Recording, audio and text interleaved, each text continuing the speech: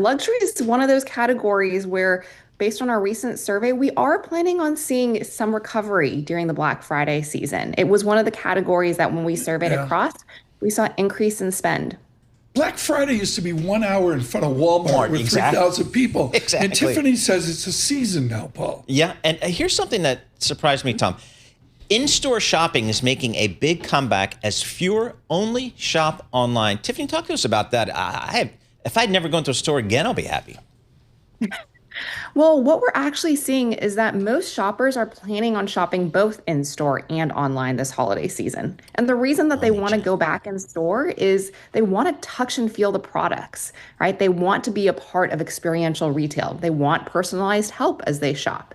And it's really in line with what we've been seeing all year long, with mall traffic continuing to come back, in-store purchases coming back as well, as the hybrid shopping channel, if you will, becomes the norm. And I want to emphasize that point on hybrid because we are really seeing consumers grow across channels during their shopping journeys, including in how they're using AI. All right, so talk to us about AI. Can AI like kind of make my shopping list for me and kind of go and buy the stuff for me? AI can definitely do both now. That being said, I would say most consumers are still using AI more in their initial shopping research and inspiration.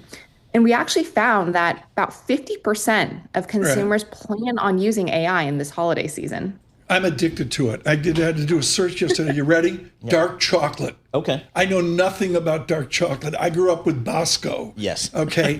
Dark chocolate. I go to Perplexity, Tiffany. Dark chocolate. Boom. There's like 3 types to buy, just like that. Okay, Tiffany, the basic BCG question, and Paul brought this up yesterday. What inning are we in for the growth of online, for the growth of Amazon and Walmart? If it's a baseball game, does Dallas have a baseball team? Yeah, the Texas Rangers. Oh, they do. Sure. Yeah, yeah. But Tiffany, what inning are we in with our online experience? I think it depends a little bit on what angle you're looking at it from. But if you think about where we are, I would say we're still in the middle of the game because, you mentioned Perplexity, right? Large language models like ChatGPT, they are really changing what the potential shopping journey is. And that, retailers have to think about what their strategy is within that. It's not an all or nothing game. And so how they think about, showing up in AI search becomes more important than ever now.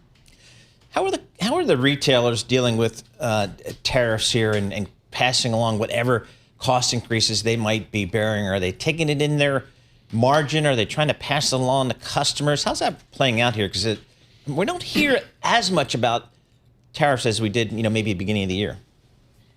Yeah, I think everyone's settled into sort of this new norm when it comes to tariffs, if you will. And it's a mixture of both, definitely, right? They've taken some in their margins, they have passed some along through.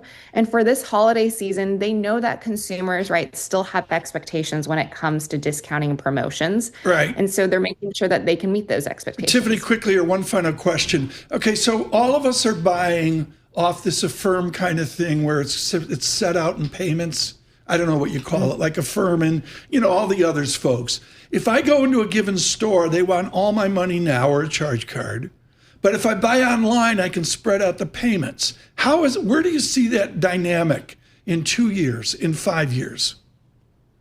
Sure. We've seen actually a stabilization in the buy now, pay later trend. So while there's still a consumer and still categories that's going to play a meaningful role, I think we're seeing it balanced with those desires to go in store that I was talking about and the benefits that you get when you go in store. Is Highland Park, I've never been. Tiffany, in Dallas, Highland Park is that's sort of like where they invented one-stop luxury, right? We do have a really lovely shopping center in Highland Park that has a lot of great luxury stores. Give us one experience. Come on. Not using the BCG Amex. I mean, what's your favorite store? Well, I must admit, my favorite store in Highland Park is actually a bakery. So it's called Bird Bakery, and I love the baked goods there. They make an excellent scone. Great. You get to come back on the show. Michael Barr says, bring her back. Tiffany Yeh, thank you so much with BCG Dallas here.